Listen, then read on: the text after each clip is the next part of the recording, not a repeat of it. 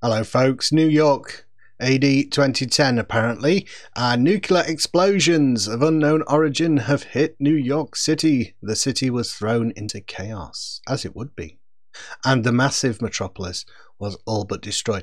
The translation of the titles is not too bad, but the restoration process had barely begun before a brutal rival organization marched into the ruined city and conquered it. This organization is called Big Valley, and their soldiers are armed with the most advanced, bizarre weapons. And now, the government has requested 2 men enter the ruins secretly and defeat Big Valley. I think that is, looking back, I think that is a translation thing. What they mean, they've gone undercover, basically, and snuck in.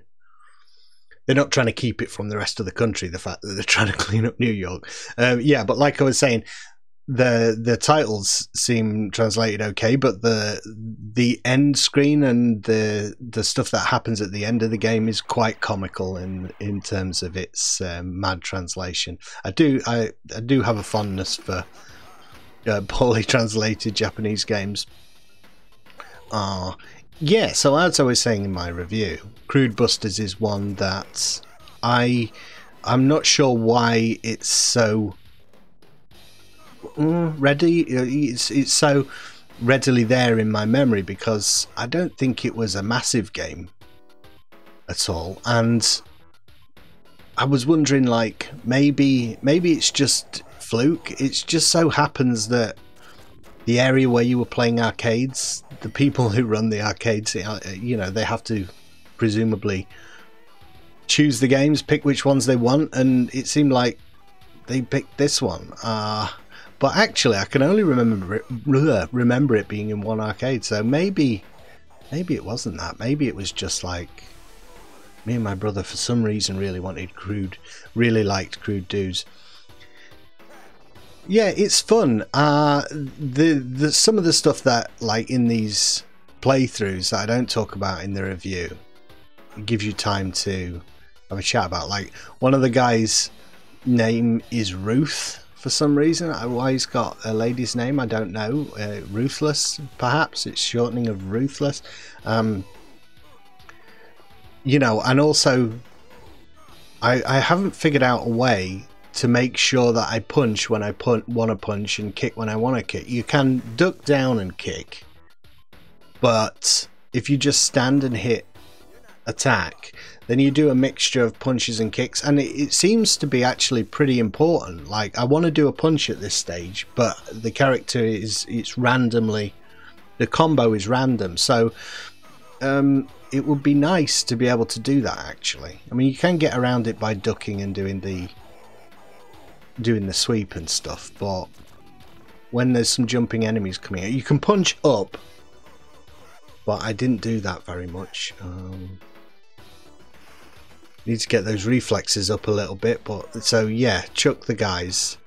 It is a fun mechanic, isn't it, being able to destroy the scenery and chuck people around, but it's quite hard to get the guys sometimes. You have to be at a distance that is amenable to what the game wants, so it's like too close and you overreach, too far away and you don't get them. You need to be exactly at the kind of apex of the character's grip. Their neck needs to be there, otherwise you don't grab them. Like in life, you know, you you just overshoot people because you can't bring your arm in a little bit and do that. But yeah, the craziness. It's just the craziness of the characters that, I mean, in your memory you're kind of aware, well, this was a bright, colourful game, but how silly it was I'd lost that. Do continue an awful lot in this. It's a tough game. It's not easy. You know, the invincibility is your best move, but you can only do it by dying. So that's great. There's a Statue of Liberty in the background. Some nice backgrounds. didn't mention that. I should have mentioned that in the review, actually. The little dance that they do, I think they high five. In some of the reviews I was talking about, it was saying like this is a final fight bit where you have to punch it and regain energy by drinking colas, as many colas as... That doesn't happen in this game. Maybe it happens in some of the ports or the Western release, but in this it's just a cutscene. You don't do anything. He just has his Coca-Cola and he starts. And in the Japanese... So, yeah, that's the thing that was interesting. They were saying it's Two Crude in the West, but when I played it in the arcades in Cleethorpes in the UK, it was Crude Buster. And this is all in English, but it's still called Crude Buster. So I never saw it called Two Crude. And that's why I called my review, I've called it Crude Buster throughout, because even though I played it in the UK, it was never called Two Crude. So I don't know what that's all about. These guys with the mustaches. They're not too bad. There are these karate dudes later on that are absolutely insane. I don't like these guys. I think this guy just kills me outright. It's the belly flop you have to be careful of. This level apparently, trivia, this level was swapped around, I think, in the Two Crude release, so that this tornado level takes place at level 4. It's not level 2. They're swapped around. This is apparently just to make the game, the progression a little bit smoother, difficulty progression. I didn't find that too much to be the case. Like this was hugely harder. This guy, I was thinking what I had to do was dodge him and then hit him when he unfurls, but you can punch him at any time and he just gets tired, I think. That's all that's happening. It's not like a window to hit him necessarily. Every time you try to get towards him doing that, it just... Like, how many times he hit me there, smacking me around, and it barely took any energy, and then the belly flop guys, bog standard guys, hit you once and you're out for the count.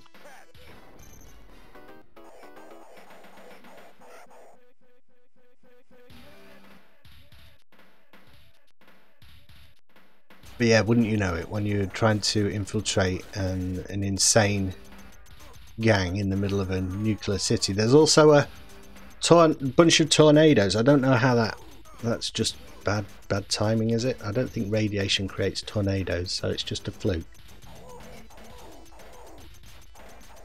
Always when you're trying to get things done, tornadoes. Those guys can actually grab you as well and kind of hold you in place. There's one particular level really late on where they just hold you and mash the buttons, but there's like 5 of them, so as soon as you break out, the next one grabs you. Damn it! I remember this. I apparently Matthew remembers the scythe guy. Size for hands, so he must have got pretty far in this game. But I remember this helicopter, but I don't remember some of the later bosses and stuff.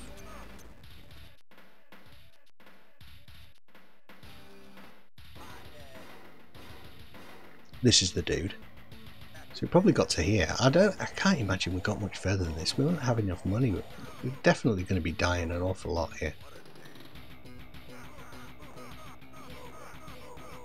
Yeah, it feels nice, the punching and kicking, and the 2 levels of the level is quite a good strategy, which I didn't really use. I use it a little bit later on when fighting one of the bosses, but I should have been doing it more often, like jumping up and jumping down to avoid.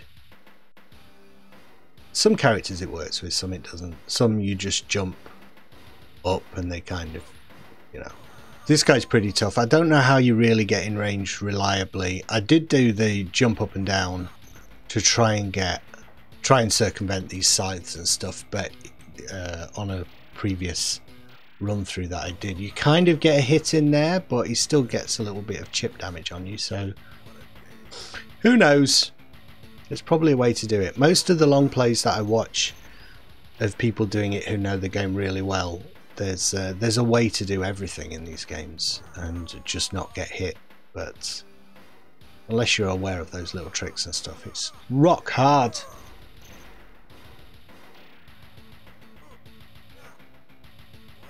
It's nutcase. I think this is what he's one of the few enemies that you don't encounter again. I think most of them reappear as bog standard enemies.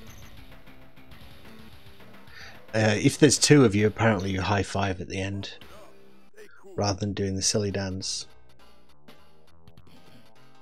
I don't know. I mean, characters, the Double Dragon characters are a good example, perhaps, because they're a little bit generic. If you look, the Final Fight guys, I think have a lot. They're not particularly unique, but they at least each of them have different characters. These are like the Double Dragon trope of just recolored characters, aren't they? The same model recolored, and I think it adds to a sense of like generic. These are generic meathead guys. A little bit. They all have their characters ultimately, but the Double Dragon guys, I think, because they are clones of one another, it makes you think, wow, these guys are probably pretty average dudes. It's just a little thing, but when player 1 and player 2 are just recolors of one another, it always gives me that sense of your characters not being that special.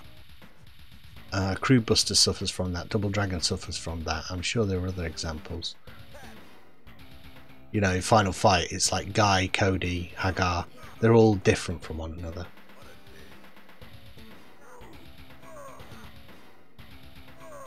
The weapons in particular are really handy.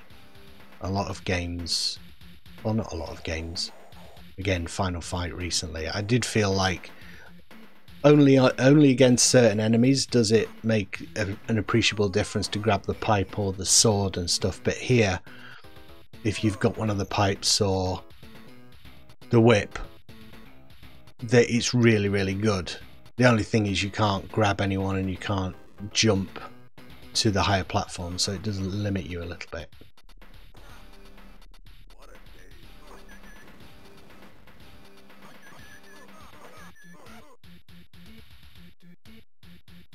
And I think to go up the ladder, I was trying to press grab, but you just push up. So this guy's a real pain in the butt, and he's the one that continues to be an a-hole on later levels. He's a boss here, but he has some insane flying kicks and standing kicks and stuff that just wreck you. I think it's him. Pretty sure it's him. I'm waiting for him to do it here. There, yeah. So that like scissor kick and then the flying kick. Real pain in the butt. Trying to grab him, but it's hard. So that's it. That's like one life gone just with those, like, was that 3 hits? It's mental. The kind of thing that we put up with back in the day. Can definitely see with, you know, arcades. People always cite the home consoles as being the reason why the arcades went away, but I can't help but think some of it is to do with just the business model of arcades, which are to create games that are hopelessly unfair to keep getting your money. And all games are in the business, all games are about making money, but once Nintendo has your £40 for Super Mario Brothers, there's no impetus in terms of the game design to make bits that are unfairly difficult and where you're going to have to use more money because they've already got your money. So I think a big part of it may, in tandem with just the convenience and the fidelity of home consoles and stuff, is game design, is that the developers of home console and computer games were able to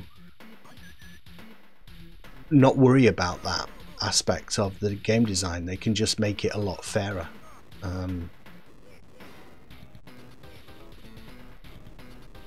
It's like the same as the thing with charging more and more money to play games.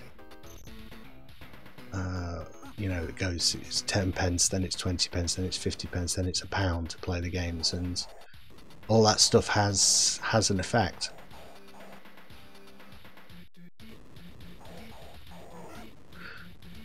I always thought, well, you know, at the point at which our consoles and stuff have as good graphics as the arcade, there's no point going to the arcades. I don't think it's as simple as that, having thought about it more and read more on the history of these games. But it was the place, arcades were the place where I fell in love with games, so it's a fun and educational and quite a rewarding thing to go back to them and think about them and learn about them and stuff.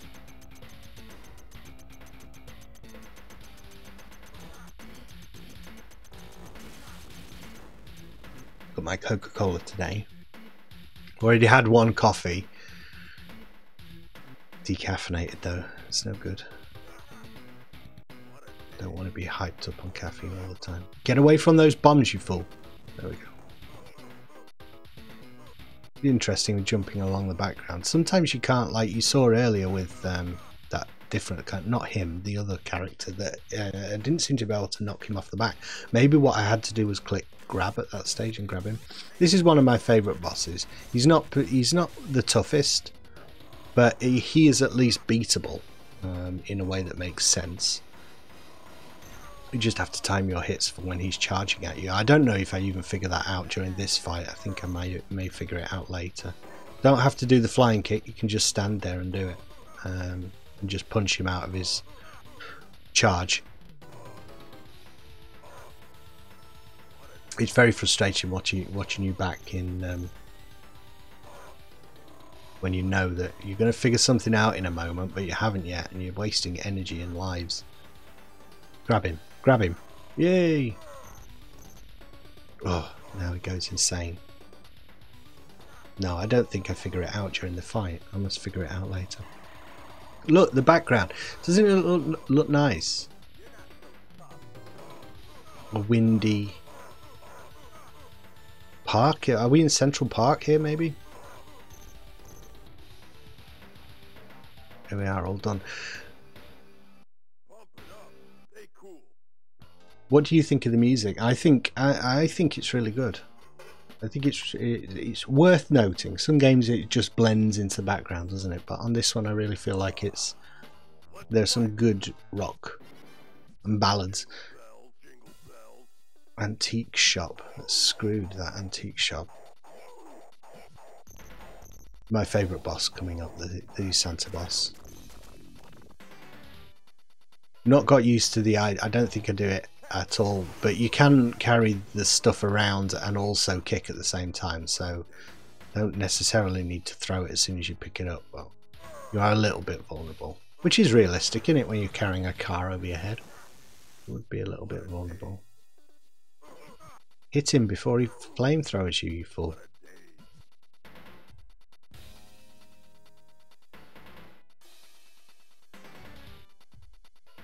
And some stuff loses its kind of uniqueness as time goes on, when you have games that have destructible terrain and interactive environments in so many games.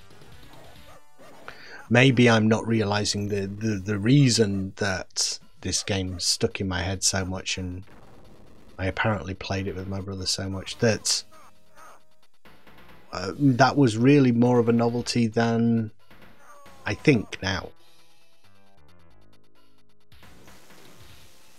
Wow, you can pick up all the stuff in the background, kind of thing.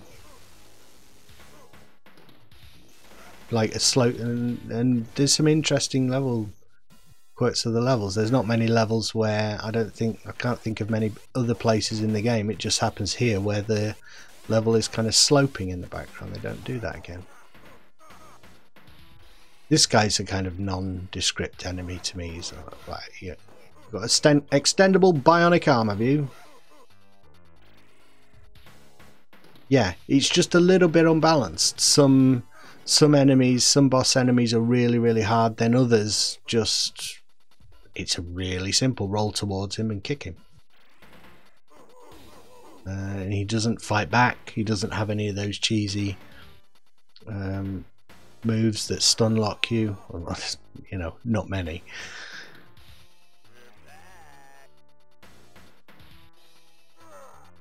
Oh, he kind of rolled out of that attack, didn't he? You know, I'm trying to be clever and pick him up and do different moves, and all you have to do is just roll towards him and spam. Spam the slide. Spam your sweeping kick. Don't try and be fancy, just get the job done.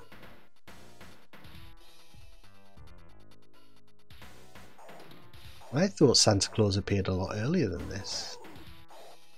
Should have kicked him, turned around and used the thing on him instead. You do belly flop now. No. You expect he doesn't do it. I don't think there's a way, because you punch straight up or you punch ahead, but the belly flop comes in at an angle. So I don't know if there's a way to really counter it. I never was able to do it reliably. Here is Psycho Santa. I don't know if he's got an actual name, the character.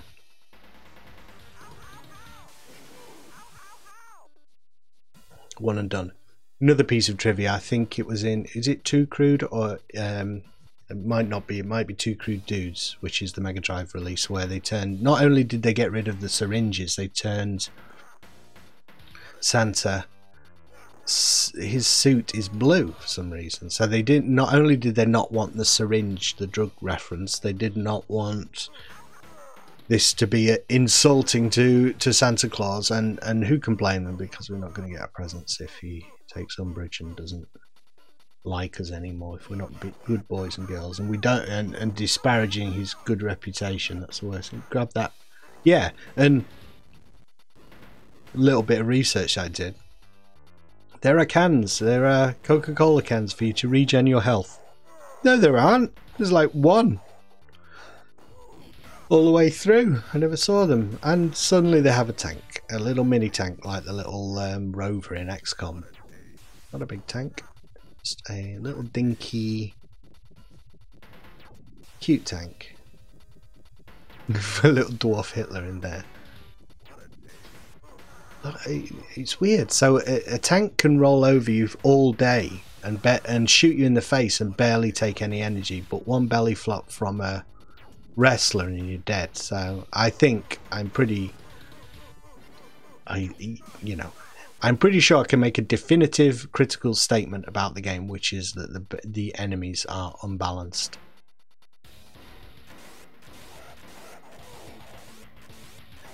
So this is 3 guys, but only 2, I think, only one has that ton of health. So you just get rid of 2 of them, and then look, you see, so I'm like overreaching, so I can't get the guy next to me.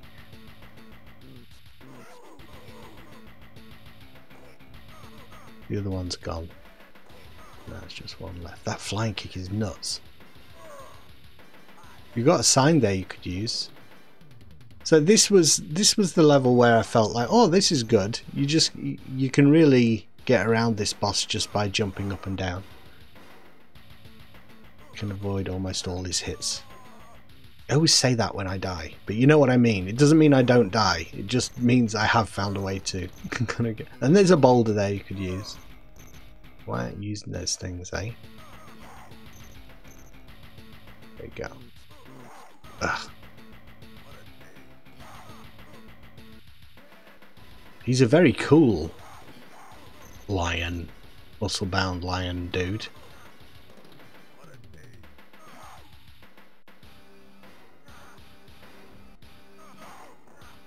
This place would be an absolute nightmare to live.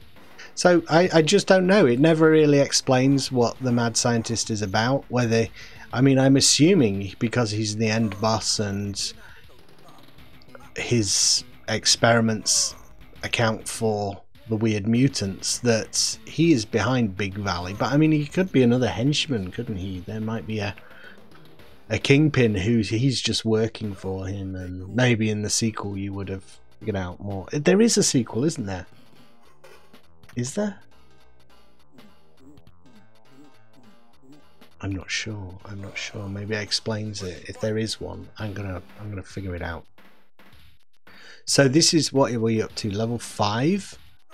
The spider boss at the end. Who, you know, he is difficult, but I don't think he's much more cheesy than any of the others, because they're all pretty cheesy.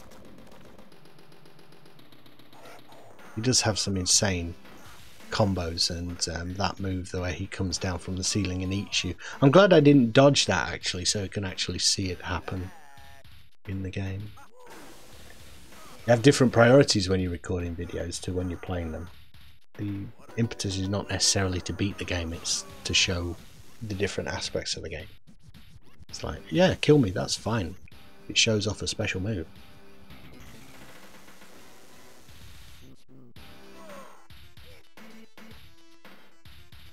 Radiation, guys. There are not that many palette swaps in this game either, are they? The bug standard dudes, those guys with the mustaches and the long hair, they do palette swaps with them, do they? But you know, there's only one type of flamethrower guy. Most games would have done like a red. There's a red one later on, and maybe he fires acid. But like I say, it's a very short game, and I wonder why the creator of this didn't make more games, and if I've just missed the fact that he did, but I couldn't see. It didn't seem to be the case. But it's a shame, because the games, you remember them as part of your childhood and your memory. You don't know anything about them at the time. They just appear in an arcade in Cleethorpes. But it's someone's, you know, job to create them, and maybe at the time you don't care one jot about who created it. But as you get older, you do. You think, wow, I wonder what happened. Why didn't he stay making games for longer? Why was his career cut short? Did he lose interest in the genre, or just the idea of making games? He moved into something else, maybe. It's not always because it's some tragedy where they've died young. Maybe just, well, it wasn't for me. I tried it for a couple of years and I found other things I'd rather be doing. Very hard to find that kind of information if it's you know, obscure topics and stuff from the past. It's not all readily available on the internet, and I'm a little bit limited in that, like, I don't know a lot of industry and computer game people and stuff. I'm confined to what's pretty much available on the internet to look at.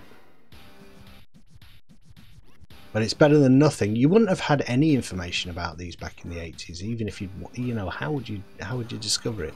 You get Computer and Video Game Magazine. Maybe they do an occasional interview with a developer.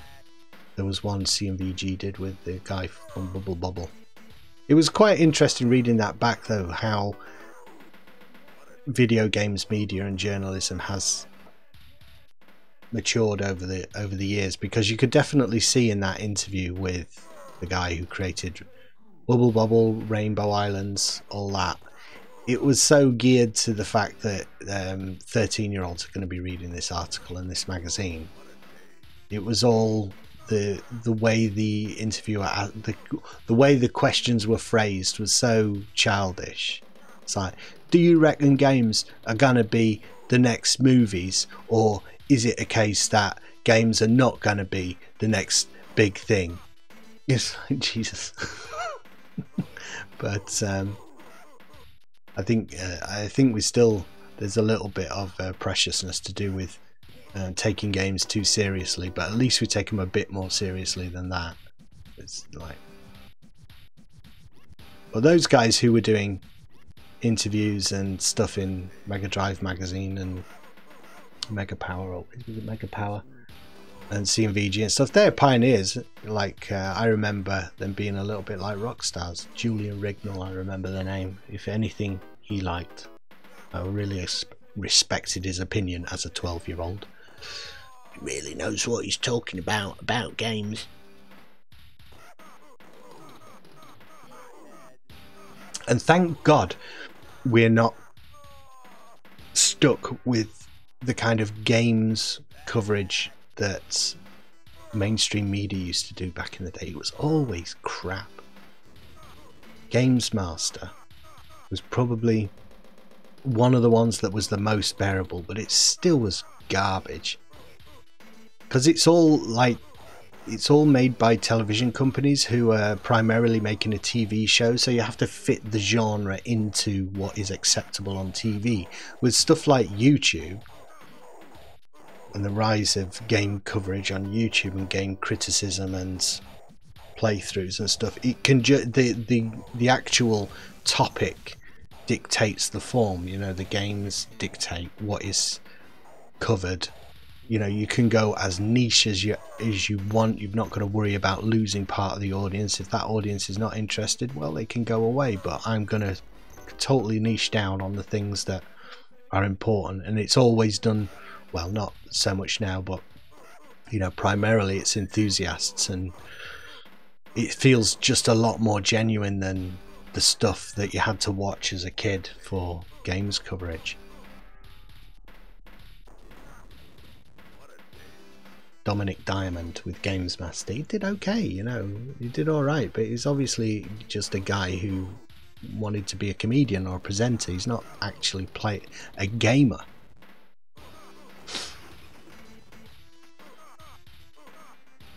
I thought that was a wall. Okay, so this is the dude. I want to watch back how long and how long he stays in this spider mode on the ceiling, and how I'm not sure exactly how I stop him doing this. One minute he was up there, and then the next minute he seemed to be on the floor, so I don't know how that occurred. Maybe it's once he hits you like that, he drops down. Could that be it? Punch him? Right, you just have to hit him then. I seem to hit him once and he's suddenly out of that. So that weird, you've got to get behind him, otherwise he does that claw thing and just hammers you.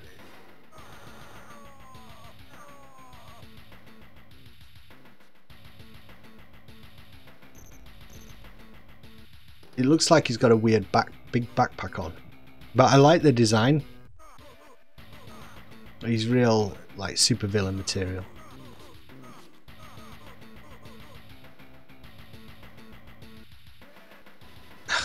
That would have been great if he didn't spit phlegm at you.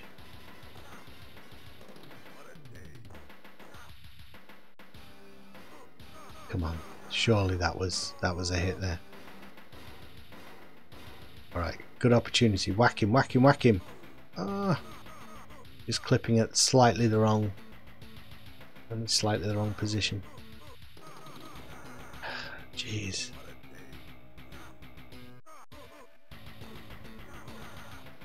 Yeah, it's like a... I don't think you would call that a counter. I think you would just call that cheese. Have you noticed the little back kick that you do when you... It's when you push the directional control and you do a little like chip kick before you turn. It's kind of cool. Stage 6. Wow, that's a lot of stages. Not there's I mean is that exactly the same? Is there 5 in Final Fight? But Final Fight feels longer, feels more substantial. These levels just seem to be over so quickly. This opening is insane. All these enemies, all previous bosses from other levels. Look, so he's glitched for some reason. He's just stuck there, not moving. I didn't notice that before. He literally is, isn't he? He's just become part of the background until you kick him out of it. Maybe I shouldn't have done that.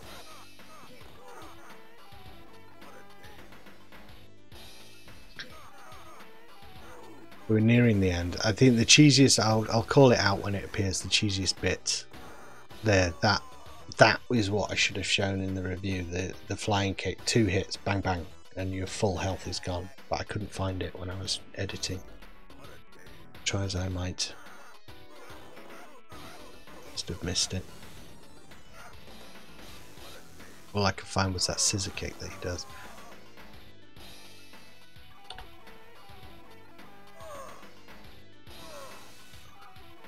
So I don't know what is going to be happening next on the channel. I've got to a point here where I've done a sequence of I've done the videos that I thought these would be the starting videos for what I'm going to cover first. So the sky's the limit next. I think I've got Ghouls and Ghosts ready to go, so it could possibly be that. But in playing these games and doing the research, I've come across a load of games like Atomic Runner I'd forgotten all about, and I always wanted to play that more in the arcade, but it was incredibly hard. That's by this guy Akira Otani did the port for it, I think, when it went to home computers and stuff, or some of them. So yeah, this is it. This is the most annoying bit. Hammer the buttons. I am hammering the buttons at this stage, but as soon as you break out of one, the other guy grabs you. I don't know if there's a way to do this.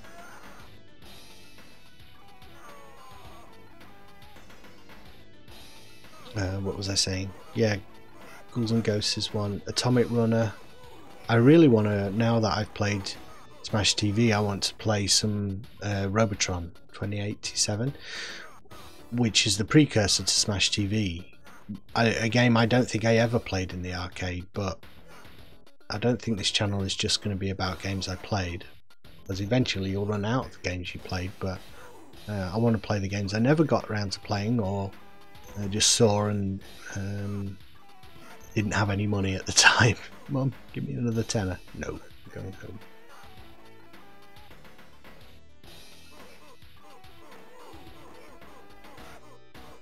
So much of playing these games feels like a luxury as well. They're kind of all there for you to play, and you can save where you like. You're not wasting money. Awesome. Boom. These guys are interesting. Just robot dudes. Not only we're mutating everything, we're also creating cyborgs. Yep. Well, you know.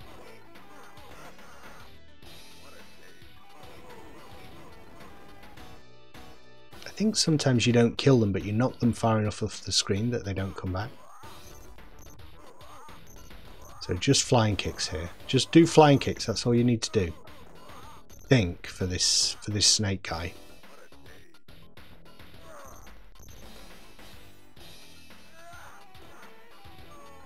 Where did the others go? So they're just there like token guys to intimidate you then, because they don't last 2 seconds. Oh, be careful. Idiot. Interesting iconography. What does that mean to a guy who's that weird? So he's also influenced by demons apparently in the background there.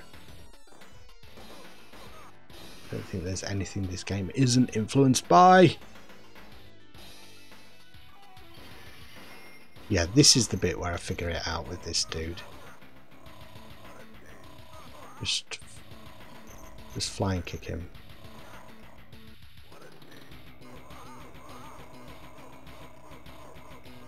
Yeah.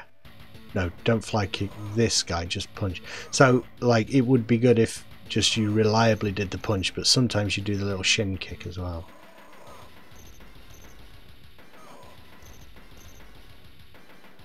Here he comes, Rhino. So it just doesn't compute, does it? You'd think that's never going to work. Some of the difficulty of these guys just standing here and punching, that can't be the solution, and it is. Oh, nearly lost my whole life there. You need to turn quicker and kick quicker. Just a suggestion. Foolish boy.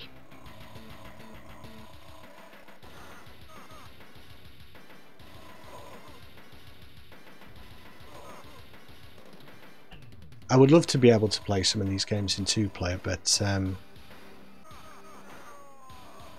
other than getting my brother around and getting another controller, there's no way to do it, is there? But it would have been nice to try this game in 2-player. With a crack. Oh god, this guy again. It's horrible. Gives me nightmares. So just roll through him. Like, I'm trying to do it there, but he moves too far off screen, and then like you're in front of him. So how do you get back? Okay, so you can punch them. How long is he going to do that for? So there, perfect example. You do the kick, and that's a real detriment. You need to know that you're going to do the punch there.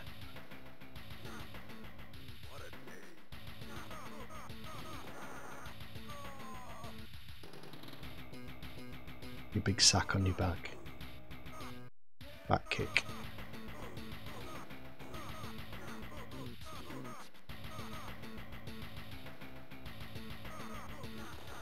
None of the enemies on the later levels I have health bars to monitor either. And you don't get the names of them, do you? It's a shame that. Usually with a boss character you do get to know their names. Yay! The ultimate humiliation. Pick up the bosses. Actually, that's something I didn't try to do. It wouldn't work. There you go. It wouldn't work. I was going to say I'm always trying to punch him. Well, maybe you can grab him when he's doing that slap. The claw thing. I doubt it though.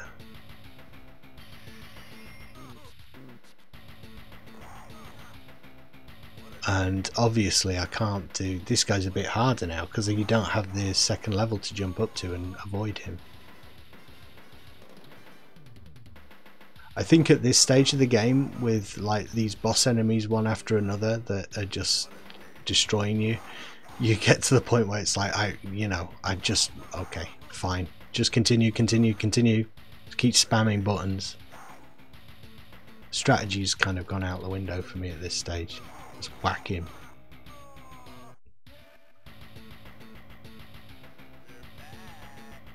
Yeah, it looks like one of those cool vampire guys with the long white hair. But he's not. He's a werewolf, not a swearwolf. A funny little bit here with the scientist guy. I made a fool of myself there. You just punch him.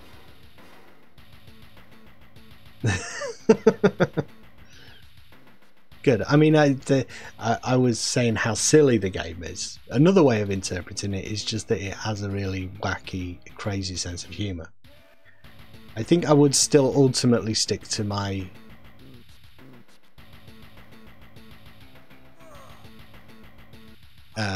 feeling, though, that there's zany and then there's just incoherent, and I would tend towards it being incoherent, but I just say, well, no, it's just nuts. So this guy is, of course, mental. What did I pick up then? It's a workbench. One hit with the flying thing, when you're out of it. He's another cool character, though. Him and the spider dude. I think they're really cool. Nice designs. You can do everything. You can fly through the air. You can do the mental combos. You can throw you around. There's nothing you can do. Just whenever you've got the chance, whack the dude. Oh yeah, his little minions as well. Spits them out of his gob. Yeah, and the drop down from the ceiling. Maybe you can time a punch upwards to do it, but again, it seems to come in diagonally, like the wrestler's belly flops. I don't know. I don't think I ever managed to do it.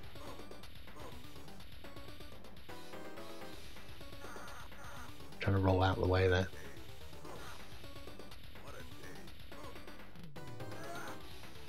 It would be a weird choice. I did think at one point that are they going to do this really weird or bold, you might say, choice and just make the final boss that scientist guy that you just hit 3 times and he's dead. Would be brave. I think it would be disappointing though.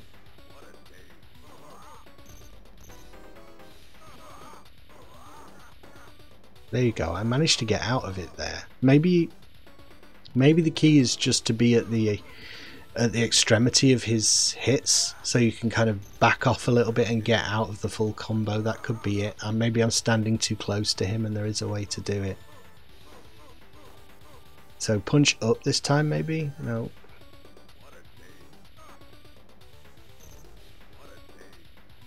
Ugh, God, it's horrible. After playing so many of these games where it's sometimes hard to see how to avoid hits, it would be nice to play something like Street Fighter 2, the original arcade, and just see how the... I did try to punch upwards there. Just see how the fighters, when they're controlled by the computer, how fair they are, because I think that would be an easier way to ascertain that. I do remember like Bison being able to move in ways that a player can't, so I wonder how much of that is in the original Street Fighter. We must try it.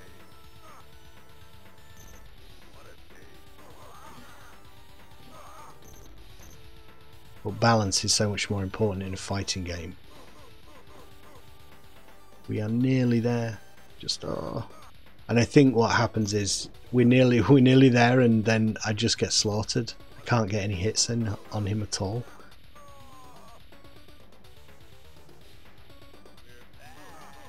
But I keep saying what is going to happen, but that's the thing when you're talking back over gameplay. Ah, yeah. Look, that took no energy whatsoever. A little pip of energy. And other stuff. There you go. He's gone. Dr. Tough you are. I wished to have you for my lab to experiment someday, like the translation here. I will rebuild Crude Buster. No kidding. Get out of our sights. Our. It's just one of me. Hey, we made it. We've got a big prize.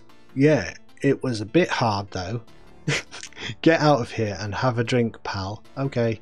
Thanks to Crude Buster, New York is saved out of the evil hands of Big Valley. Don't sound very evil, but okay. Crude Buster, born to fight, not always for the crude of justice. They are the men of fighting. Crude Buster for another combat. Keep going, Crude. Okay, Kira Otani. Oh, okay, guys, thanks for watching. Very, like I say, very silly game, but I enjoyed playing through it. And appreciate your support. There'll probably be some more videos coming up here for you to choose from if you would like to, and maybe pop by the channel, say hello. I like chatting about games and I'm always here to do that. So I'll see you next time I do one of these. Bye.